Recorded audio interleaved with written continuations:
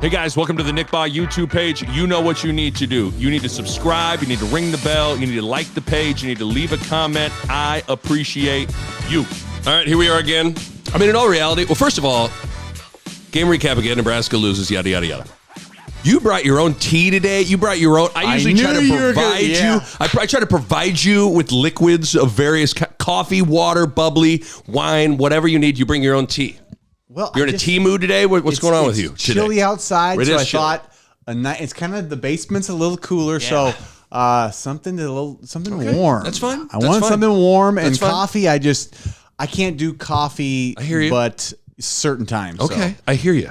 Just want to make sure. Okay, you're good. You got my daughter's face to look at. Every time you drink some tea, you look at. I got the family there too. You got the family. So if you get worked up about some things, like you just look at that, then you'll feel. It looks like it's Christmas time there. It was Christmas time a long time ago. We have not taken if you walk through our house, we have not updated like family photos since. You would think my family ended in 2017. It's just. Professional photos are just oh boy. We did our first round of family photos. Me, Court, and Bell did this year. But do people typically do one a year? I would assume so. Especially if you're having new additions to the family for sure. But it's I would think so. That's a lot. For guys, it's I'll give you one photo shoot every 10 years. I'm like, okay, I think 5 years is reasonable. My family has, I think we had 3 family photos in 18 years. Right. And that seemed like, okay, that's about right. It's funny you say that. I was at my parents' last night. We were celebrating my mom's 70th birthday, and we were going through, this is what kids miss. We got out a legitimate, and we'll get to football, people, just relax. Nebraska lost again, but we got out a huge, gigantic bin full of pictures. And this is how you looked at pictures. Yeah. Basically every photo of me from when I was born to when I was 25 years old, they're all in that bin, and that's it. But isn't it kind of great when you get to see them finally? You're like, it blows you away. It does. That they exist. It does. Where if you have, I don't know, say 10,000 photos of yourself that you've always gotten to look at, do they matter? Like kids now are going to grow up with my daughter has a video of herself almost from every day. My wife is it's 3 videos a day, 100 pictures. Every day of her life. Yes. Will she like any of them, or?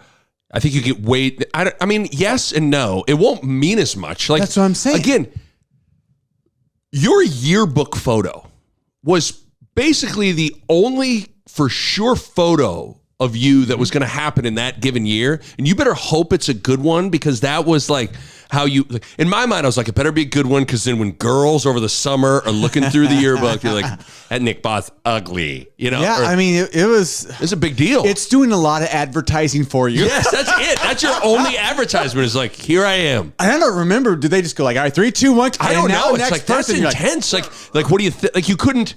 Even the disposable cameras, you had to just take it and hope you got it. Well, and your lovely daughter. Maeva is a really. She's adorable. She's adorable. Yes. And she's learning to she's smiling isn't always cracked up to be. It can be hard. I've sent you both of her kindergarten and first grade photo are two of, everybody's biased. Nick, I think she's a gorgeous little girl. And it's Fire Marshal Bill in kindergarten. She's just, let me show you something. Let me show you something. So funny though. It's so funny. And then it's almost as if someone farted right as as the photo was getting taken in first grade, and she's got this stink face on it, and it's that's it though. Oh, but it is. It's it's horrible.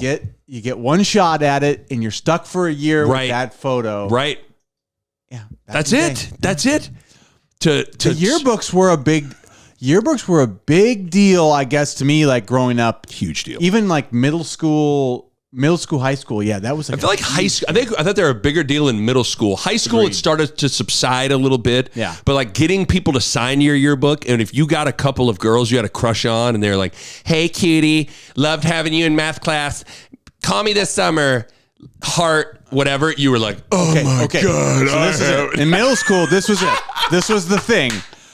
But if they left the number was if they because they'd always write the message, "Hey, cutie, what's up?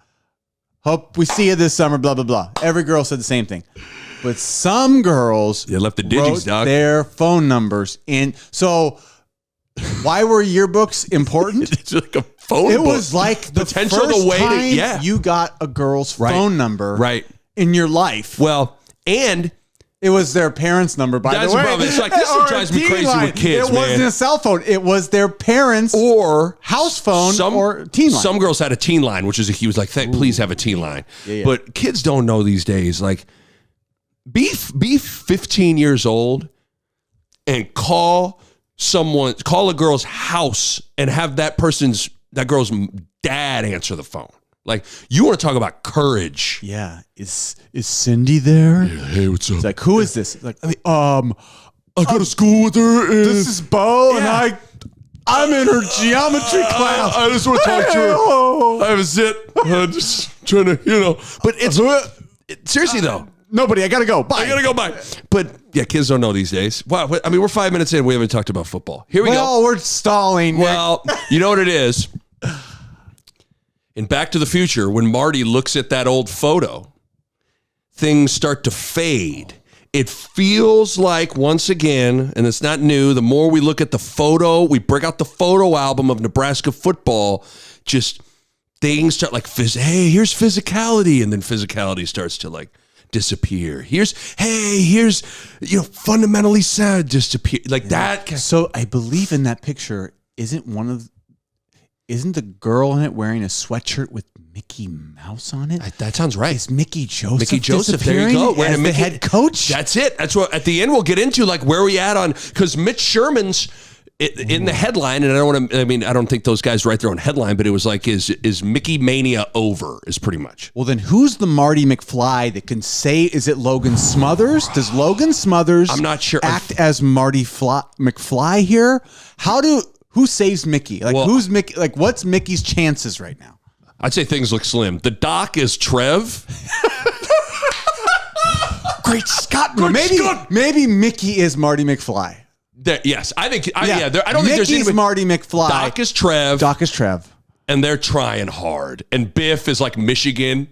Like, manure. I hate manure. Nebraska, hello, wake up, you're ahead in the first quarter. Hello, Nebraska. What was the final? What did it end up being? 20-13. It ended up being 20-13, right? At 20-13. Listen, I'm not sure where you want to get things rolling. I think we just start. I want to start with the quarterbacks and just offense. Okay. Yeah. It's amazing how these two games were very similar to each other, both Illinois and Minnesota. Yeah. First drive of the game. So no Casey Thompson, not surprising. We said that was probably going to be the case with the way the Vegas line put it at 16. First drive of the game, 9 plays, 75 yards. They ran the ball on 7 of the 9 plays. Touchdown. Second drive, 11 plays, 50 yards, end up in a field goal. First 2 drives, things looked pretty good. And in the first quarter, it was probably the best quarter Nebraska had played all season on both sides of the ball. Anthony Grant had 80 yards rushing in the first quarter. Yeah. The defense was terrific. And it was just a collapse of epic proportions. Okay, let's start with the first 2 drives of the game because things were looking really, really good initially. First drive, 9 plays, 75 yards, touchdown. 7 of the 9 plays, running the ball. Anthony Grant was rolling. Second drive, 11 plays, 50 yards, and a field goal. So first 2 drives end in points. First 2 drives, they're moving the ball. Yeah. Then after that third drive, 6 plays, 19 yards, and a punt.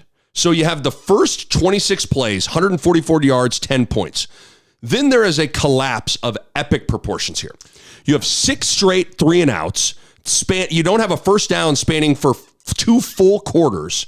You have 18 plays, 24 yards, 5 punts, 1 interception, 0 points. I guess let's start with... So hold on. Let me stop you there. You're saying we didn't get 1 first down in the second or third quarter. So we didn't get 1 first down in the second quarter? Because there was, you were at the game. Did you hear, there was a, what is it called, a Bronx cheer? Like the sarcastic cheer? I don't know why it would be called a Bronx, like our Bronx people, like, oh yeah, very well done. You let him go, Bill. Nice job. I love what you're doing out there. Yeah, I'm walking in. Nice job. You gonna let me walk down the sidewalk here? You really look good out there today. Give it up for him, Tony. Hey, Chubba, all day. Yeah. Keep that. Gonna have a kick out block there. But it seemed like there was a sarcastic cheer on a first down. It's called the Bronx cheer? I thought it was called a Bronx cheer. I might be dead wrong. That makes sense. I mean, I don't know. I've never done that other than what we just did right there, but that seems right. If it's wrong, I don't want to be Bronx cheer. A sound of content made by blowing through closed lips through a tongue between them. I don't know. Is that? Yeah, it's believed to originate from the making of a sound during a sporting or other event in the Bronx. So there you go. We're going with it. We're gonna go with it. I don't know if it's true, but okay. Yeah. So no first downs for 2 full quarters. Wow. 6 possessions, 6 3-and-outs, 18 plays, 24 yards, 5 punts, 1 interception. Before we get into the quarterback thing, did you feel like? We know our boy Whip is prone to want to throw it. Yeah. Did it seem like he not abandoned, I don't know what the word is. Did he get pass happy? Did you feel like the play calling all of a sudden was like, what are you doing? And this is hard. Like, my stance is always, I try not to tell people how to call specific plays, right? Like that does no good to, these guys are professionals. This is what they do. I just think like we started out like we're going to run it, and we did run it, and we had success. And for some reason, we didn't want to commit to like, let's just keep giving Anthony Grant the ball downhill. Like, and that's not just like giving the ball. It's like downhill giving the ball. Like simple plays that we're not going to lose yards on, sort of keep us on track. And then when we do throw, at least the first handful of throws Chuba threw, they were like screen like little bubble screens or boot, like quick out, like 5-yard hitch to Palmer, those type of, to me is like as soon as Chuba started throwing the ball, like he had a couple throws, you're like, oh, we got lucky that we didn't get more interceptions. We should have went so quickly back to a power run concept of some kind. It just kept handing the ball to Grant. Because I think we how many carries did he end up with? He ended up with. Let's take a look. I had it in front of me. Now I lost it. I have it right here. So Nebraska rushing. Anthony Grant, 21 carries for 115 yards. 80 of which were in the first quarter. 80 was in the first quarter, and I think he had 10 carries in the first quarter. Right. And I think, to me, it's like if you look across the aisle, Minnesota's behind. 10-0. For most of the game, right? Yes. Let's call it through most of 3 quarters. They're behind Nebraska. Correct. And Muhammad Ibrahim has 32 carries, right? So I think my point is more like, this is the game where Anthony Grant should have had 32 carries. And the 10 carries he didn't get should have been in the second and third quarter. Totally agree. Instead, we're putting Chuba in a position where it's really early on Chuba. He's just his first real game playing, right? Right. And I think we were asking him to think a little too much. No, you're so right. That rather than get in, it just seemed like, you know what's weird is this was the opposite. There's the Mike Tyson line of everybody's got a plan until you get punched in the face. Nebraska had a plan, and they deviated from it like they got punched in the face when they were like winning the game. Because I thought it was clear. I was like, whoa, the first drive and really 2 drives of the game, you would know better than me. It seemed like it was consistently 2 tight ends. There was 2 tight ends on the field. There was a lot of under center. Yeah. They were doing some motion with Palmer and handing it to Grant. There seemed like, then obviously the touchdown run, it was like give, keep, touchdown to Chuba. It seemed like there was a concerted plan to come out, run the ball downhill, don't put Chuba in harm's way. And it's just odd that they decided to just go away from that even with a lead. Yeah, I mean, that's part of who Whipple is, though. I don't think he wants to do that all game long. No, he clearly doesn't. I don't think it's like I don't know if he does. It's like he doesn't. No, in his mind, he did what I think he probably Mickey and everybody wanted to do is like, we need you to run the ball the first quarter, settle Chuba down. Right. And then I think Whipple's personality is, well, now let's see what Chuba can do. Right. Where I think I'm like, this is not the time to experiment. We got to lead. I'm just, this is where we're at. This is not how I want to feel. Like, I don't want to be this conservative all the time. But like right now, we can't win a game. Like, until we can win a game, I just don't want to take chances. Like, I don't want to take a bunch of these chances on, like, let's figure out if Chuba's good or not yet. Like, how about we just keep giving the ball to Anthony Grant, who we know is good. Right. Or just safe pass. Like, Minnesota, here's what I'll give Minnesota. They didn't do a great job on offense. No. They really didn't. They were not good. But you know what Minnesota didn't do? They never beat themselves. They didn't turn it over, and they kept handing the ball off, and they kept doing sort of, like picking their spots in the passing game, and they're very safe passes. Everything's safe. Right. So it's very manufactured football, which, okay, it's not as exciting, but it won them a game. They won by doing that consistently, and after about 20 carries, it started to get a lot harder to tackle Mo Ibrahim. Right? It wasn't that hard to tackle in the first 10. It's those last 10 that's like, well, this dude's hard to tackle now. And what got harder, too, is the quarterback change. Their backup was a little bit more, he was a run threat. Yeah. So a couple times he kept it and was able to run, and then that gets in your head, I assume, as a defender, like, damn, that dude could keep it and go. But I just think with Whip, what we're getting at is, like, a part of coaching, there's what you want to do versus what gives you the best chance to win. Yeah. And there's what the defense is telling you to do versus what your player can or cannot do. Yeah. And Whip is failing at that. That's the part I think I'm with you. Is it like, I don't question whether Whip's a good player. He knows what he's doing. I like the way he schemes up some plays. For sure. I just think that, like, he's a little out of touch with what it's going to take to win with this team now. Right. And so that's where it's kind of hard. I think in the right situation, Whip is, like, the better the quarterback and the better the offense, I think Whip will elevate that past the regular coordinator. But I also feel like right now, like, he's taking a team that needs something else, and he's forced him to try to do too much. I mean, with Casey Thompson, you can do a little more. I think he's capable of that. When it's Chuba or Smothers, like, man, like, that's not how he wants to coach. And I think he's to bore up a little bit. Right. And so that's what, there's always that hard part as a coach. You got to tailor what you do to the team that you have. Now, ideally, you're at a place where you recruit the groceries you want to cook with. Yeah. He doesn't have that luxury right now. Now, what's unfortunate, and this leads us into another thing, is he went to the grocery store and got Chuba Purdy. Yeah. And so what I also think you're seeing is, well, first let me preface by saying this, because you and I always talk about this. You talked about how you never want to necessarily weigh in on specific play calls. You and I are both in lockstep that usually you and I don't want to criticize or get into the playing time discussions, because I think there's something like, it's hard to feel confident about what you're saying when you're not at practice. We don't see practice. What if a guy sucks 5 days a week? It's hard to just throw that guy out there. I even thought there was Mickey dropped a little nugget in there in the postgame press conference that he's basically talked about Smothers needs to be more consistent through the week. I can't remember what the exact quote was, but that was what it basically was. But I don't feel like this is quite that. I think what you're seeing is how impactful labels are and biases are. Mm-hmm. Smothers has gotten labeled as the runner. He's the runner. He's the runner. He's not a thrower. He's a runner.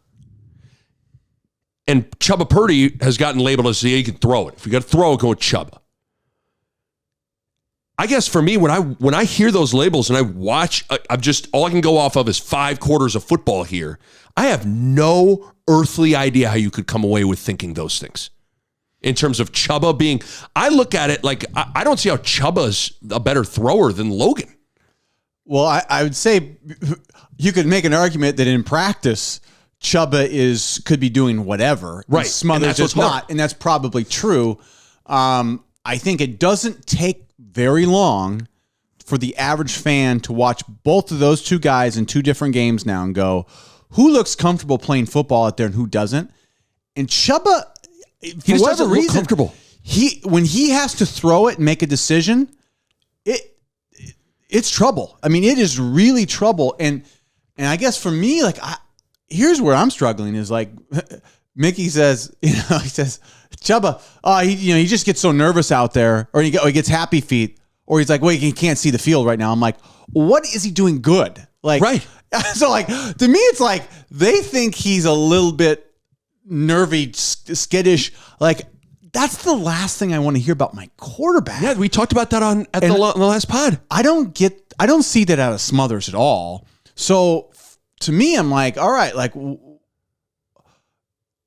either Chubba's so good and for some reason it's not coming out, or that's what I'm trying to understand is like, he doesn't seem to be the guy that's like mentally ready to go. Right. Like mentally like comfortable to manage this game and make decisions. Okay, yeah, his arm's better than Smothers. Done. We know that. Can he make the decision and throw it where you're supposed to throw it? Yeah, what good is it that if he's got a better arm if he's not mentally there? If he doesn't know like when you can't take a sack and when you need to throw it away and like don't throw it into triple coverage every time. Right. I don't think it matters how good your arm is as much, right? Well, and so what I think we're also getting to is, so I talked about the importance of labels and the importance of biases. Yeah. This is from the outside looking in. This is just how I observe it. Mark Whipple has known and recruited Chubba Purdy for basically 3-4 years. Yeah. Been to his house, been to high school football games, talked to him on the phone, talked to his parents, talked to his mom, recruited him to Pitt. He went to Florida State, went to Nebraska, recruited Nebraska. He finally comes to Nebraska. I would argue that the only player on the entire roster Mark Whipple feels any connection to is Chubba Purdy. I think, or has history with. Or has history. Yes. Yeah, that's a better way to put it. Has history with is Chubba Purdy. And I think on some level, Whip is sitting here thinking, if I'm going to go down, which let's be honest, he's probably thinking, man, I'm out of, I'm probably not going to be here. This season's going nowhere. If I'm going to go down, I'm going down with the guy that I've known for 3-4 years. I got a little bit of history with. Yeah. Because then you contrast that. Nobody on this current staff has any real connection or loyalty to Logan Smothers. Frost is gone. Mario Verduzco is gone. If I'm not mistaken, I think Eric Chenander was involved in the recruiting of Logan Smothers. Eric Chenander's gone. So when these doors, when the doors shut in these meetings with these coaches, who's really going to bat for Logan Smothers? And if you think this shit doesn't matter, it matters. Yeah. It really does. On who recruited this guy, who's going, like, this stuff matters. So because to stick with Chubba Purdy for 5 horrific quarters, let's be honest, 5 horrific quarters of football. 5 quarters, 2 in the second half of Illinois, then 3 at the start of Minnesota. 5 quarters, 10 total points. When you then hear about the little nugget at the press conference last week that Chubba Purdy was a little banged up, had missed a little bit of practice time, like all of the signs point to not Chubba Purdy, or better give Smothers a little bit more of an opportunity, and yet it's still going with Chubba. To me, that screams that Whip. I just look at that and go, this is a guy that's got some history with this dude, and he's riding with his dude. I think that's completely fair what you're saying. And a part of me goes, I can understand why Whip's doing it if that's the case. Like, I can actually understand, like, if that's your guy, you just, it's a trust thing. Like, you think he's another caliber talent and quarterback, which I can probably get when you're watching people throw balls all day. He says, it's not even close. Chubba can throw better than Logan when we're doing routes, right? When we're in practice. The problem becomes in a game, it's different. Yes. And some guys in games elevate. They're gamers. They just have a sense. They have a feel. They're not scared. And some guys, when you get in a game, it gets big, it gets bright, it gets scary. You feel the pressure. They can actually hit you now. A position like quarterback, there's no doubt that's probably the number one position where the difference between the game and practice is so significant. It's huge. So it's not easy. And I want to give Whip some leeway that he sees it every day. Yes. But there's no doubt he's going with his guy in this moment. Well, yeah, I don't even think, I mean, I'm saying like, I think it's this. It's clearly that. And again, I can understand that. And I just don't know if it's the right call. I just don't think it's clearly not yielding any of the right results. Yeah. I mean, again, five quarters of this, 10 total points, really only 2 drives of any. Yeah. Other than that, it's been a lot of nothing. Yeah, I mean, let's think about this. The drives have been good, have been the scripted drives, right? So it's scripted. They get to practice them. They get to think about them. And as soon as you go off script, we can't execute. Right. We can't do anything. It's a bad sign. It really is. So I don't know if what's hard is like what would solve all this is Casey Thompson just coming back into the equation. He's healthy, he comes back, and now everything's whips back into shape. But at this point, if Casey doesn't play this week, I don't know how you don't go with Logan Smothers. Okay, that's because the argument for should have been Smothers this week. I don't know that I would have made a good argument because it's hard to make that argument. Chuba just didn't have time to practice. Okay, whatever. This week to go back to Chuba after his performance and seemingly things started clicking a little bit more with Smothers. I think it's a hard argument to make to not go Smothers at this point. Well, and I just don't. Like, just watching them throw, again, maybe Chuba's Dan Marino in practice and we don't see it. I just don't. Logan looks like he's, like, the ball down the seam to Marcus Washington, way better than any throw Chuba Purdy's made. Chuba's been off. Every throw's been off, or it's so into triple coverage, you're just like, well, here comes the pick. Right. And he got lucky 3 or 4 times, too. I mean, right. Yeah, he can have 2 to 3 or 4 more interceptions on the season. 3 this game alone. Yeah. And so I don't know. It is puzzling, but here's the thing. All we're talking about is Whipple. Like, on some point, it's easy. This is where what we talked about over the course of the last 6-7 weeks has made this assessment for Mickey tough, because it's sometimes like it's always not on Mickey. Like, Mickey's the head. Right now he is the head coach. Yeah. Now he's saying all the right things afterwards. Him and Whipple are on the same page. I think he doesn't want to micromanage Whipple, but at some point, like, Mickey Joseph's got to assert himself, and this quarterback debacle is on him too a little bit. Yeah, it's because this is, Mickey's, here's the thing. Mickey's got to do what's right for the team. Right. He doesn't need to do what's right for what Mark Whipple wants or expects. His first job is to do what's right for the team to win games. Then what's good for Mickey, what's good for Whipple, that's secondary. So he's got to do what's right for the team. And that might mean telling Whip to do things Whip doesn't want to do. Like, right. Whip, I know you don't want to run this Brock, but guess what you're doing all second quarter? I want you to run it damn near every time. Like, I want the ball. Like, I want base runs. I want to get up the field. I want to go, I want to rest our defense. I want to eat some clock. I want to eat clock, and the fact that if he's not harping on that and not inserting himself into that, that's a head coaching thing that you are responsible to do that. And so that's hard, because I think when things are going good, you don't have to micromanage that. You just let your guy go. You can let Whip do what Whip does. Right now, if he's not on the same page with you, you got to make sure he's on your page. Yes. And that's not easy when you in this situation, because it's not like I'm the head coach, I hire you, you work for me. It's like, it's hard. This is Mark Whipple. He's got a position that he is right. Mickey was under Whipple. Yes. And all of a sudden, the coordinator, that's the weird thing about and then Mickey's the receivers coach. And it's been Whipple telling Mickey, here's what we're doing and why. And then all of a sudden something happens and you reverse it. That's a hard transition to then now, like, you got to tell Whipple how to call the game. Like, that doesn't really work well most of the time. Well, and couple of things here. I think, number one,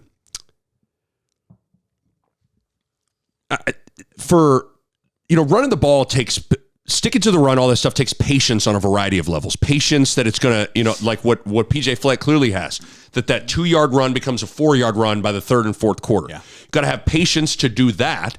And you got to have the patience to not get antsy to just take a shot and score. I think that's something that Whip has a hard time with. And then I also think one thing that's maybe challenging is like, without knowing exactly how Casey Thompson's elbow is, what's maybe hard is to defend maybe the coaches for a second. If Casey's status is truly a game time decision, that's actually hard, because in a perfect world, your backup quarterback and your starter, you're gonna have like the same sort of game plan. You're gonna do the same things. Well, in this situation, it's completely different. And so what's challenging is, where do you draw the line on? You almost have to create two different game plans. That's where I don't know. Like this week, is Casey gonna play? Because that you have a totally different type of game plan. Because if he's not, you gotta commit to running the ball. Yeah, you know what I mean? If Casey is going to play, you call the game for Casey being in there. If it's either he's not playing or you're not sure if he's playing, the game needs to be 100% run focus, protect your backup quarterback. Right. That's your game. And then when Casey comes in, unfortunately, he's going to have to run a version of that you can go off track with Casey because he's already been doing it. Exactly. Just I think it's hard to go off track with these newer quarterbacks because there's just so much more to process for the first time. It also is interesting, and I don't know really what to make of this. And again, we're doing a lot of speculation because we're not in these meetings. We don't know what a lot of these conversations are like. But it's interesting to me how quickly Mickey asserted himself with the defense. One game, Chinander, you're out of here. Bush, you're in. We're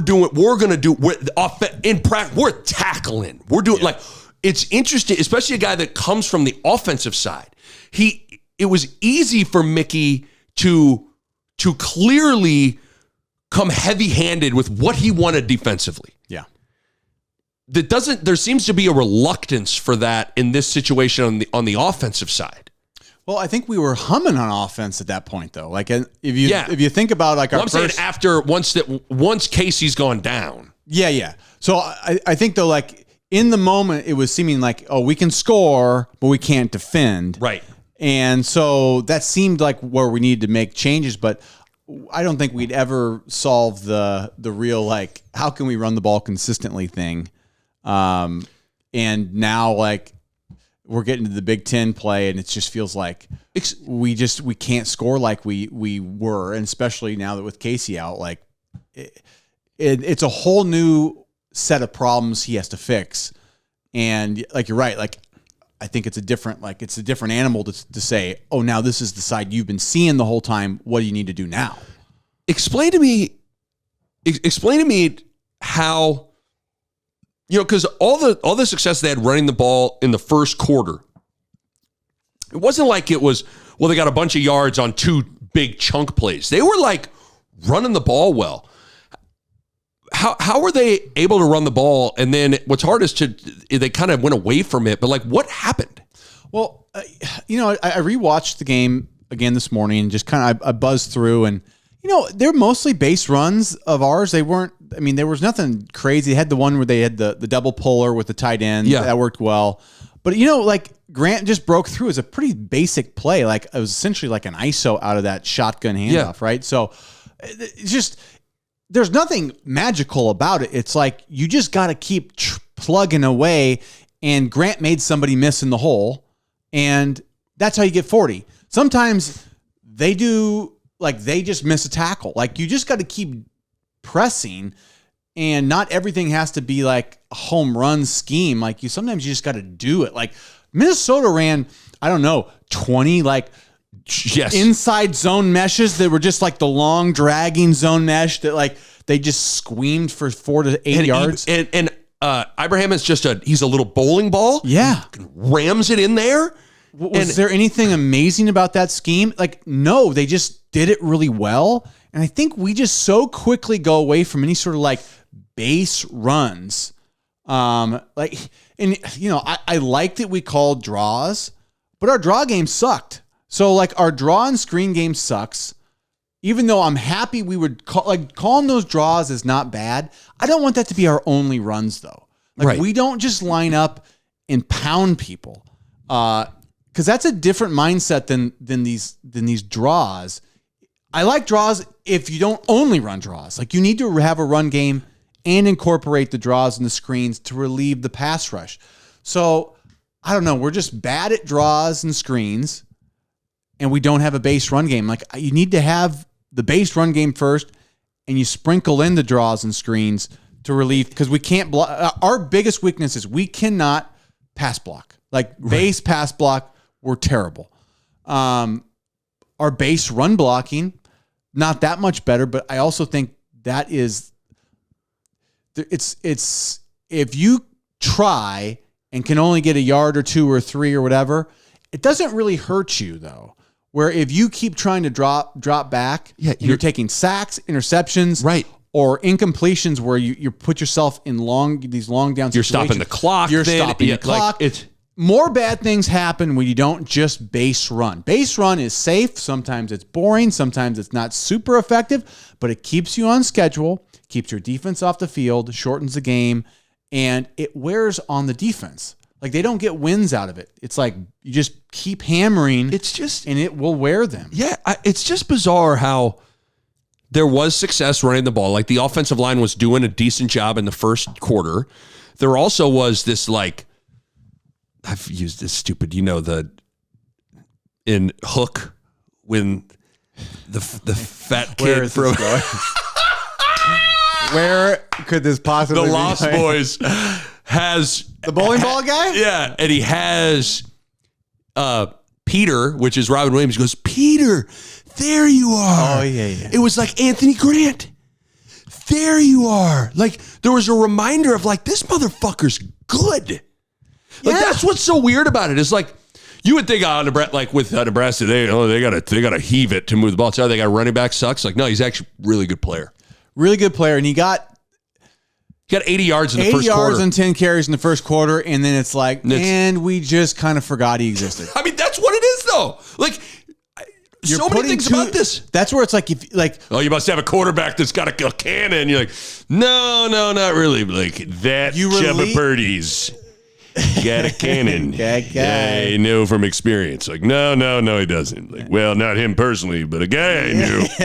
He had a cannon. No, he didn't. Oh, God. I'm sorry with my 90s movies references here, but they usually go to the 90s, don't they? Yes, they do. But Grant, you lean on if you got a good running back, which we haven't had forever. Lean on him. He's a good player. Give him 30 carries. This is his 30 carry game against Minnesota. First week with the backup quarterback. Give Anthony Grant 30 carries. While we have a lead too. Got up 10-0. We got a lead. So we got the lead, and this is what I did. I went to the game with Goldie. Our buddy. And my nephew. It was his first Husker game. I saw those pictures. He slept through 2 quarters of the game. It's amazing. He was Nebraska's offense. It was an analogy, or he was emblematic of Nebraska's offense. He watched the first quarter and he slept through it, so he knew that we were going to throw it a lot. Yeah. Anyway, I kept talking about. I kept looking at the time of possession. I go, how is it that we're up 10 and they are still beating us in time of possession? And I just kept watching that, and I go, we gotta keep a hold of the ball. We can't let them do what they try to do to us. And we, once again, we got the lead, and we didn't do what we should have done, which is play their game, which is hold the ball, pound the rock, make it slow and boring, let them make a mistake. Instead, we put too much on our quarterback, and we left too much margin for error.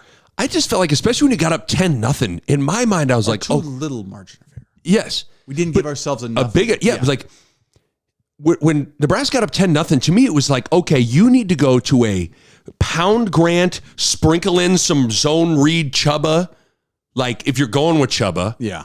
And just bleed the clock a little bit and then take your shot. Yeah. I don't know. There's something like, and I think where I was most frustrated is, I think there's about 8 minutes to go in the second quarter, and our defense stoned them and we get a sack. Yep. They punt out of their own end zone. We get the ball At the 47.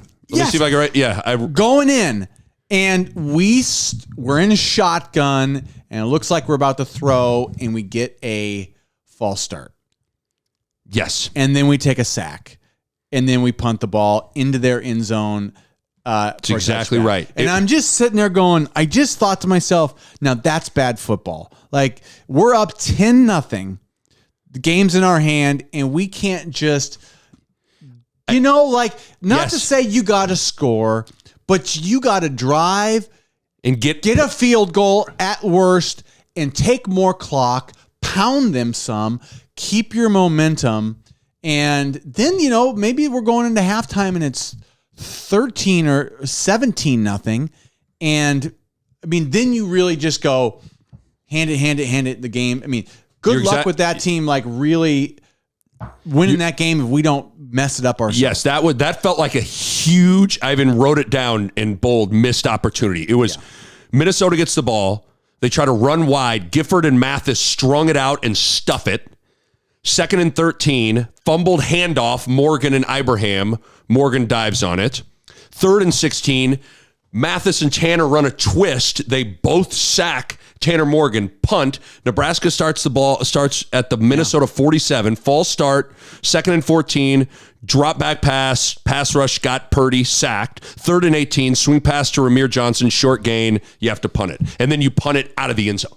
Yeah, it's just bad football. It's bad football when they give you an opportunity, the momentum's on your side, and you just don't have any idea what to do with it. To be critical of a couple of other things, it was pretty embarrassing to have to have a delay a game out of a kickoff touchback. Yeah. Oh boy. It was pretty remarkable. There was a 3rd and 11 where they were in 4-down territory where they ran the ball late.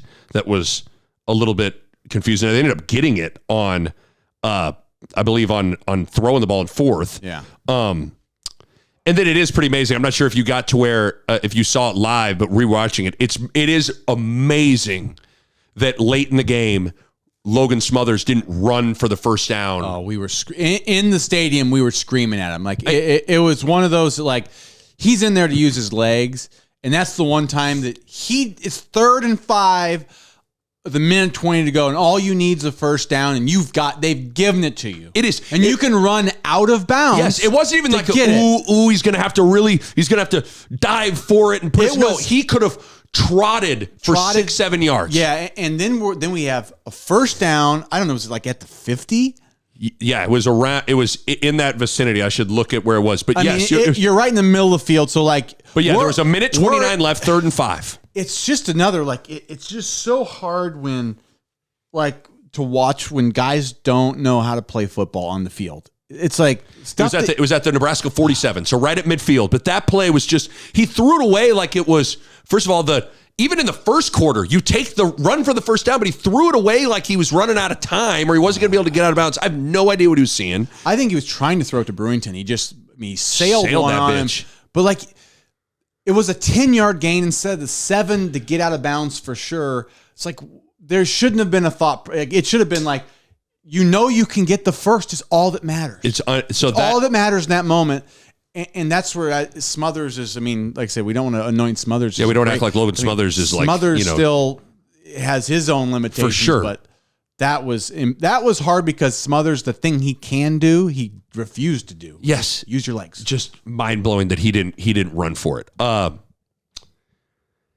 defense, you good on the offense for now? You want to go to the defense? I think we beat them up enough. Yeah, we went 45 minutes on the offense there, but that's the story. It's remarkable. Defense has been good enough to win the last 2 games. Especially in the first half, they shut Minnesota out, held Minnesota to -7 rushing yards and 31 total yards. Caleb Tanner had his best half of the season. He had 2 sacks. He had a big 3rd down stuff right at the line of scrimmage. The pass rush in general was better.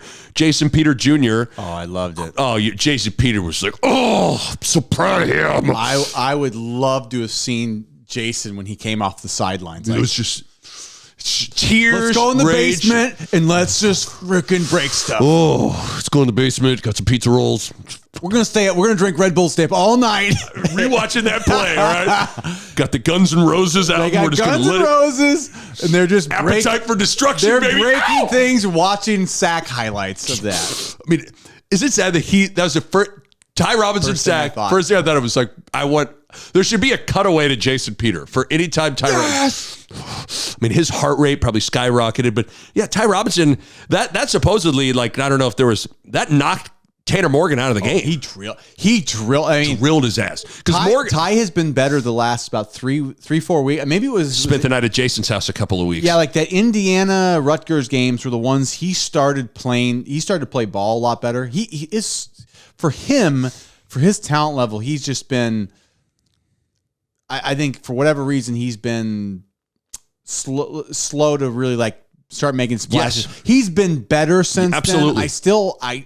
I still don't think he's touched his ceiling at all. Like, I think he's got this sort of underperformed for what I think he can do. But it was good to see him making big plays. I think he's a guy that needs to get some confidence. But that was big. I mean, because Morgan stepped up in the pocket, didn't see Robinson waiting for him. Oh, that's a big kid too.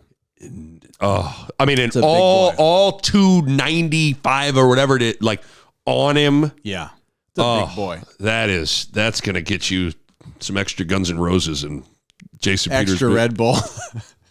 You earned an extra Guns N' Roses album. I will give you my Lose Your Illusions CD and Here's 2 Red Bulls. I don't know why I'm associating Jason Peters with the Guns N' Roses. Like, here's my T-shirt from the Appetite for Destruction tour. I went to it.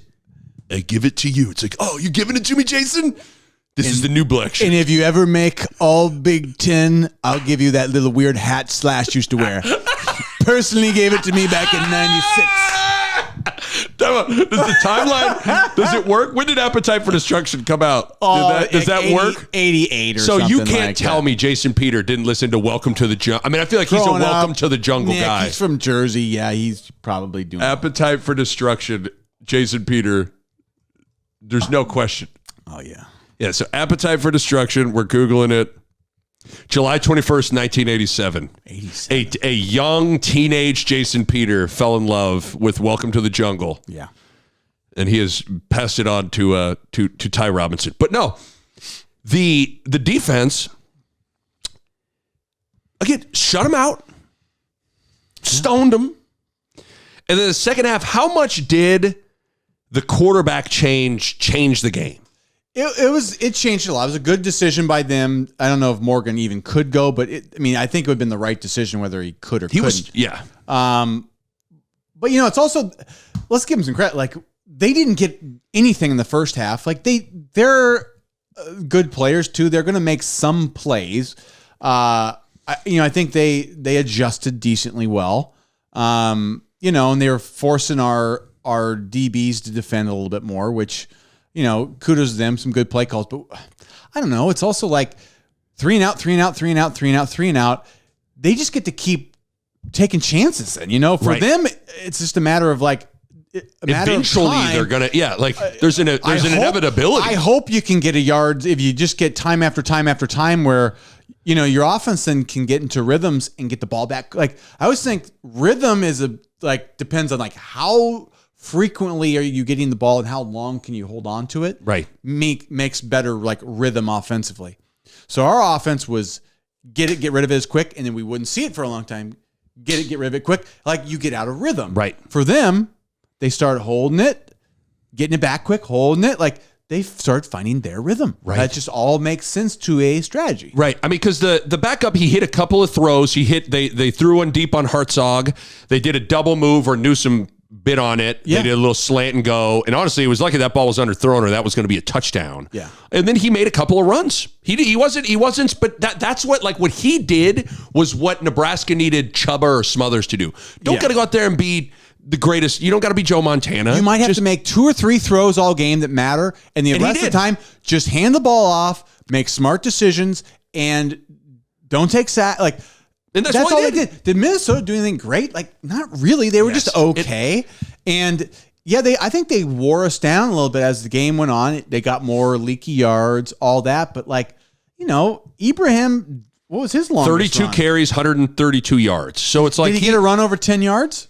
His long was 11. So I'm saying, like, it's just 32 carries. 32 carries of physicalness helps win a game. It doesn't, like, win you the game, but taking care of the ball and not, Well, yeah, the second half. Controlling the time. I mean, let's see the time. That's what what I was so the first half, time of possession was about even. It was like 15 minutes to 14 minutes. Second half, Minnesota held the ball for 20 minutes and Nebraska held it for 10 minutes. That's it to me. That's the whole game. That's how been a it theme. is. We've talked more about time of possession on these recap pods than just about any other stat in some ways. And you just watch what happens. Like, we don't run the ball in them second and third quarter. So their defense is now, like, we're not wearing them down. And then they're just starting to tee off with their pass rush. And the opposite's happening with us. Like, we start out with a good pass rush. right. And then they wear us down. And then the tackling got a little Tackling gets didn't necessarily, worse. but it just, It did get worse. It got a little worse where it's harder to, like, Ibrahim he's a little ball. Yeah. And he just rams it in there, and you know how it is. And you get 4 quarters I don't, of that. but Yeah. you're like, I'm way deep, but, like, that sucks. 32 times that dude is just bighorn sheep in it. Yeah. And you're just like, fuck, I gotta do this again. And the line gets a little bit more push where then it all are in your starts lap. seeping, Yeah. right? The linemen are in your lap. It gets Right. a little more mucky for the DBs. All that stuff is true if you continue to run the ball. Real quick, let's. So I thought it was best game Tanner's played all year. Caleb Tanner. Yeah. Jason Peter Jr. had a nice sack. I thought Ernest Hausman made a couple of good plays. Missed a few, but did a few decent things. Isaac Gifford had a few big plays. Gifford's the one I'd highlight. Gifford has been so much better the last 4 or 5 games. Like, I think he had his, growing pains of, but And deservedly so. He's a young dude. But he looked really good yesterday. Yes. Because that position is kind of a unique spot. You're in the box tackling a lot more than I think people think for a nickel. You have to tackle almost like a linebacker. And I think that's a little bit of a shock for like DBs to have to move. So that's a tougher spot. But he looked really good. He's really tackling well. He's physical, like very physical Yes. for how young size, he is and his size. for how big he is. How big is he? He doesn't look. If he's 6 foot 200 pounds, I'm surprised. He's not. There's no way he's 210. He looks. He was hitting. He was hitting yesterday. Well, there was a great play on that. They ran the little mesh play, and he came in there and just blew up Ibrahim. That's what I'm saying. Physical. Like, he was physical on all those tackling. 6'1", 200 pounds. That's not very big. No, especially when you're in the box. Right. But I thought he's looked really nice the last few weeks. I think he's finding his groove there, because that's like JoJo. Like that spot, a lot of it's about timing and instincts. Because you're kind of on an island there. Like, they're watching you. Like, are you in? Are you out? Are you covering? Are you playing run? And they're trying to kind of dink. Like, sometimes it's run pass off of you. Because he did a good job too. Some of you, like, I think it was him. There were a few times he really set the edge well. Like, they were trying to get it outside, and he took on a guy, held it, then got off him. And it's like sometimes that position, like, just, I spent some time in that, like, slot before in my life, but there is, like, it's like how you attack a block in an angle forces, like, it's like there's a lot for sure. The angles out in space, and to be good in the slot and in space out there, it's not easy, but I watched him closely, and he's been doing a really nice job of late. Were you surprised, or where did you come out on the decision that Fleck made to punt it at about midfield with 2:25 left at 4th and inches? I actually thought Fleck would have gone for it, but I think did they put it like a half a yard maybe? Like, it wasn't a full yard, but it was. I bet it was half a yard. Yeah, it was a foot or so. Nick, I think if they're playing somebody else, they go for it. I think they saw our offense and they said, we're going to punt it. There's no way this offense right now is going to score on us. I've been surprised. I think Sam McEwen disagreed with the decision. Tom Chattel couldn't believe, that they couldn't believe Fleck didn't go for it. I was thinking, like, that was going to be Nebraska's chance. Like, I don't know how you could have watched Nebraska's quarterbacks play and thought like there was no way they were going to be able to, Nebraska was going to be able to drive the ball 80 yards and score a touchdown. So I thought I just was curious how you landed on that play. No, I had no problem with it because they're playing, they're saying make them beat us. We've yet to prove that in 5 years, essentially. You know, like it's that's the smart play then. Like it's a mindset that we've got to figure out one of these days. The one thing I will say, anything else with the defense? Nah, I think we're good. I mean, so I told you that, Mitch Sherman had the headline in The Athletic. His column was maybe the end of Mickey Mania. And it's hard because it's like a couple of things. Purdue game certainly had their chances. That game was one of those games that was probably closer than it should have been, but nevertheless, they're right there. I mean, what was it? Jason Peter Jr., Aiden O'Connell in the hole. If he tackles him, Michael Jordan circa 1993 was going to come out. Hey, we're scoring that game, yeah. Michael Jordan, Dream Team Jordan, was number 3 for Nebraska that night. And then, Mickey's had his chances. Like these last 2 games, up Purdue 9-6. Purdue and Illinois, Nick. Purdue and then Minnesota. Yeah. I mean, you're up 9-6 in the second quarter against Illinois. You have the Ramir wheel route drop. Then Casey gets knocked out of the game 2 plays later. You're up 10-0 at halftime at home to Minnesota. Completely vomit on yourself and lose. You have 2 collapses in 2 second halves. And here's one of the things about watching these games. Like, you saw Illinois lost to Michigan State, who's having a terrible year. These teams, I don't know what you thought. And I respect the way they go about doing, like we've said, my brand of football is 3 yards, cloud of dust, control the clock, win with defense, win with the run. Like, that's my kind of football. But these teams, Illinois, Minnesota, these teams are not that good. No. Illinois, Minnesota, Purdue, all fine. Great. We should beat those teams. And we could have beat those teams. Nebraska's kind of, yeah. We're not great, but like, gosh, I mean, that's the thing. Those are winnable games. That's the thing that's amazing to me is like this year more so than any other year. Wow. Illinois was the 16th ranked team in the country. And they were just all right. Okay. They're all right. Now, people could come in and go like, well, listen, Illinois could have done whatever they wanted with you, but they knew they could just play it safe and Nebraska was just going to, and that's fine, whatever. I just know these teams are not that good. No. And so that's what's really frustrating about it is like, oh boy. I'll tell you what, and like I said, we've all been kind of rooting for Mickey here. And I know most of the state has. And I feel bad because, I mean, that's his opportunity, which I don't know. Like I said, we'll see what happens. So it's still too early to tell what Trev wants to do because he might have made up his mind pretty quick that it is Mickey. I just don't. I have no idea. But, I mean, let me tell you this. If he beats Purdue, he beats Illinois, and he beats Minnesota, and that would have been 5 straight wins, Nick. Yeah. Is there any way he doesn't get the job with 5 straight wins? He's got the job. It's his. And so that's the part that is... He's got to be kind of kicking him. Mickey's got to be at his house today just like, God damn. Because he knows how... Like I said, the wheel route, the wheel route. You're up 10-0 at half at Minnesota. Yeah, Purdue goes forward at the 50-yard line. Ty Robinson just has to tackle Aiden O'Connell. Yeah, and you like those kinds of things. Like basically, if Ramir catches the wheel route and Ty Robinson tackles Aiden O'Connell, and Whip sticks with running the ball. I mean, and that's where it's like it's not. And we play this game all the time. We do. It's fun, but it's fun to play because it's like this. It's one thing. It's like, well, they beat us 62-3, so because it's that's coming this weekend.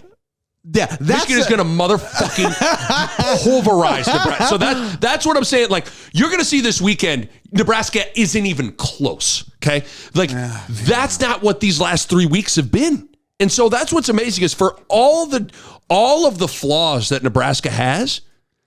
They could have easily won these last 3 games. Having leads on teams like Illinois and Minnesota. It's like that's the stuff though those are the games that I talk about. Like you blew an opportunity. Because, like, it's not that you can't beat those teams because you clearly are, like, taking leads on them and dominating stretches. So, like, that tells me, like, oh, you're capable of this. But we have an ability to not be capable of, like, doing things for 4 quarters. We have seemingly... we can't do things for 3 quarters. Yeah. Most of the time, we can't do things for 2 quarters. Sometimes we'll do it for 2 quarters, but never 3. Never. And never 4. No. And so that's the part where to beat great teams like Michigan, got to do it for 4 quarters. Oh, yeah. Against really good teams, 3. Crappy teams, you can do it for 2. But most teams in the Big Ten West, Nick, you got to do it for 3 quarters. Right. You can have a down quarter. You can't have a down half. It's just... you cannot have a half where you don't play.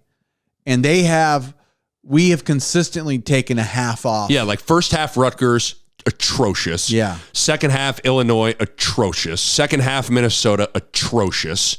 Like you could go on, I mean, fourth quarter Northwestern, atrocious. Entire game defensively against Georgia Southern, terrible. For the first half against North Dakota, not good. Like, you know, there's always just been one quarter or for sure 2 quarters where Nebraska has not just been bad, like they have just been embarrassingly bad. Yeah, we got to find a way to be a little bit more complete throughout a game. And that's just hard. Whoever's going to take this thing over, which we don't know, but it's coming soon. You would think so. They need to think long and hard about how are we going to win here, and they're going to have to find that philosophy. A lot of it would, I think, what we talk about. I think that's probably the way to do it. But we got to let whoever it is have their plan. But man, I'll tell you what, you better not assume anything. You better get every detail covered because we've seen now if you don't. We've had a bunch of people try it, and it doesn't work. It doesn't work unless you get every detail. Here's a sobering statistic to illustrate just how dire and poor of a situation this next head coach is walking into. Every Power 5 program has been to a bowl game since 2017 except for 2 teams. Kansas and Nebraska. And with Kansas's win yesterday afternoon over Oklahoma State, Lance Leipold and the Jayhawks are going bowling. And with Nebraska's loss to the Gophers at home, it assures that Nebraska is not going to go bowling for all intents and purposes. They're not going to win these last 3 games. Yeah. So say it out loud. Nebraska is going to be the only Power 5 program since 2017 to not go to a bowl game. Oh, my God. That's unbelievable. So I think it's important in order to, I think there's something to it, like for those weight loss shows, they make you like, if you got to step on the scale, you got to get in your underwear, you got to take a photo for you to really look and be like, God damn, like in order to change your reality, you must first acknowledge reality. We're like the worst, aren't we? I'm just saying, like that would suggest it. If you would say there's only one power conference program since 2017 that's not go to a bowl game, you would say, well, that program must be the worst Power 5 program during that time. I mean, you could make that case. That hurt. But again, sometimes you got to say this shit out loud. Yeah. You got to say it out loud. Nebraska is arguably and on paper the worst football program since 2017 in the Power 5 at the Power 5 level. Like you are walking into a full-fledged that sort of a situation. Yeah. Oh my God. So, I mean, I don't want to step too much on our next pod of like, it's hard to, we've had the Mickey conversation a million times. Like it does, there's just the end of Mickey mania. Like we've kind of get into that. It felt like this was his window to get the job were these 3 games. Yeah. You needed to make a lot of, it was like you needed to store food before winter hit, and winter was Michigan. Yeah. And now you're going to Harbaugh's crib. I think it winning those games not only like helps you probably get the job, it also helps you play the last 3 games. Like, right.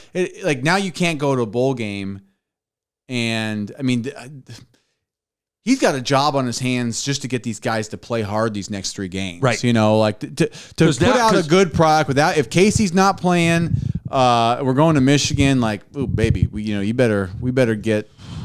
If we play well against Michigan and Wisconsin and Iowa, whether we win or not, like if we just play well and play hard, that's a credit to these coaches and players if they can do that. Because this is like, this is an age where I think people are quick to throw in the towel for the season. And I think for these guys to play hard from here on out, that's what we're looking for. Well, and it just gets harder too if it is Mickey. This is why we were talking on this last pod of like, I felt like the sooner you could, if you want it to be Mickey, you probably needed to do it sooner rather than later, because it's going to get hard. What's going to get harder now? We could flip what you said ago. Like if you beat Purdue, Minnesota, and Illinois, Mickey, you almost have to hire Mickey. Yeah. And you kind of got to vibe with that a little bit. But if you lose 6 straight to end the season, you lose to Purdue, Illinois, Minnesota, and then Michigan, Wisconsin, Iowa, it's hard to then name Mickey the head coach. Gets harder. So, I don't know. But see, it's so strange. I mean, I don't know if we need to get into the coaches too much, but like I don't got a feel for what's out there right now. I don't either. And what's hard is, you're like, I've caught myself because there was a huge, you were on a text with us Thursday for whatever reason, rumor mill like was like really got rolling. It ended up being nothing happened. But yeah. People are officially getting antsy, and in the void and absence of information, people are going to fill in information with whatever. They can just make up stuff. I think I felt like, man, it's really quiet. What's going on? It's like, well, I've said this, like I said on Wednesday when I was talking to you, I view the silence as it's not Mickey. Yeah. The silence, I think a lot of people right now are viewing the silence as like, this coaching search might not be going well. It's like, well, maybe they're talking to guys that are current coaches, and you're not going to announce right now, like, hey, we're at Trev Albish, like, it's a pleasure to announce that I'm going to be hiring Dave Aranda as our next head coach. Dave is currently in Waco, Texas, coaching Baylor. They got a big game this week. They got a big game. Like, maybe I shouldn't have said that. I don't want to mess things up for him. Pretend I didn't say that. You can't. So I also think people need to like. You can't announce it until the season's over. If it's Mickey, you could do it now. And that's why I thought if it's Mickey, you needed to do it now. And that's why I don't. If it's Matt Rule. If it's Matt Rule, you could do it now. Those are the only two. If it's Mickey, you could do it now. Everybody else is a coach somewhere. So if it's Aranda, if it's Leipold, if it's Campbell, Chris Kleiman, if it's Matt Campbell, like those are the big 4 coaches, right? That would probably be like on top of. Well, did you see Bruce Feldman on Big Noon Kickoff? He had a report on the latest of the Nebraska coaching search, and the 4 were Matt Rule, Jeff Monken, the Army head coach. I'm sure where that came from, but I mean, I don't doubt Bruce. Bruce is attention, march. We're gonna line up. So Jeff Monken, Matt Rule, Bill O'Brien, and Gary Patterson. Okay. Those were the 4 names that he threw out there for Nebraska's job. To me, I'm like, interesting. Because he keeps on talking about how Bill O'Brien has a connection with Trev. I'd have to look into what that is. Yeah. And then Gary Patterson, I don't know what I'd have to let that one marinate a little bit. Yeah, I thought he was the defensive coordinator. No, he's like the analyst. Yeah, so that kind of. He's in the ring. Like, yeah, do that. Yeah. Thanks, Gary. I would. Yeah, I like that. Would you do that? I would do it. If it was my decision, I'd vote. You betcha. How'd it work out? Yeah, I've done it too. Did we get him? I would have done it too. Yep. Oh, we didn't? I told you it was a bad idea. If you need me, I'll be in my office. I'll be analyzing. Okay, that's so not. Oh, we don't know a defensive analyst do we? What do they do? What the hell do they do? Why would a defensive analyst just sit in a room and just coach? So like, what do you do? Yeah, we act like Gary Patterson's like an idiot, but no, Gary Patterson's not the defensive coordinator. Yes. Did it work? Yes. Did it work? I would have done it. He gets to take credit for things that work well. Wasn't my idea. Hey, Sark. Wasn't my idea. I told him, no way. Oh, it did work. I told him the whole week. I told him. Saw it on film. Knew it the moment I saw it. Oh, what play we chose? Oh, I don't know what. But Bill O'Brien, Gary Patterson, Jeff Monken, who is making people drop and give him 50 as we speak, and then Matt Rule. Dan Hutt. So there you go. We'll get more into the coaching search thing. Here's the thing. Okay, it's Sunday. What you got, Doug? By the way, I want to listen to Welcome to the Jungle before we leave in honor of Jason Peter, but we'll do that. Just don't want to plant that seed. No, you know what? No, I don't know. Coaching stuff. Do you want to save it? Let's save it. Let's save the coaching stuff. I think we've said our piece. This was probably for us.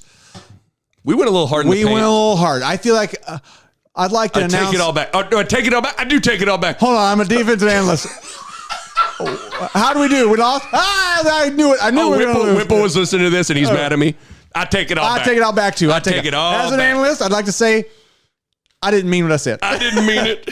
I can't be held. It is. Coming up next, it's Bo Ruud and Nick Baj hit song, I Didn't Mean It, to Mark Whipple. Coming up next in the top 40, the smash hit, I would have done that too. At number 15, it's the defensive analyst's hit song, I would have done that too. That doesn't make any sense at all. Coming up next, the defensive analyst hit of the week. What do we run?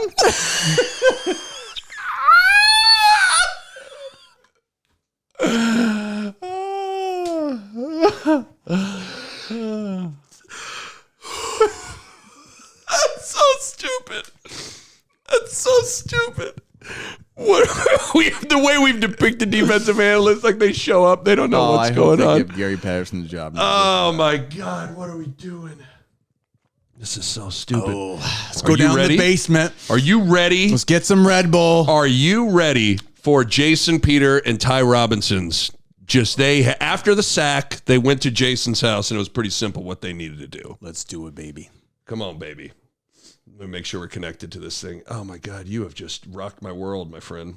Oh, we got to connect. We're going to connect. Hang on just a second here. Oh, they were connected. What we run? You ready? Let's do it. Let's play it out, buddy. Come on, baby. Oh, come on. We're having technical difficulties here. Okay, well. No, we're going to get it. Yeah. Jason Peter. Ty, come on downstairs. Ty, come on, Get your man. Red Bull. Got the beanbags out. Cleared them out, baby. That's Tanner Morgan, Ty. Yeah. I want you to take a look at him. Dive on his face. Woo! Me and Christian used to hit each other in the face in this song, baby.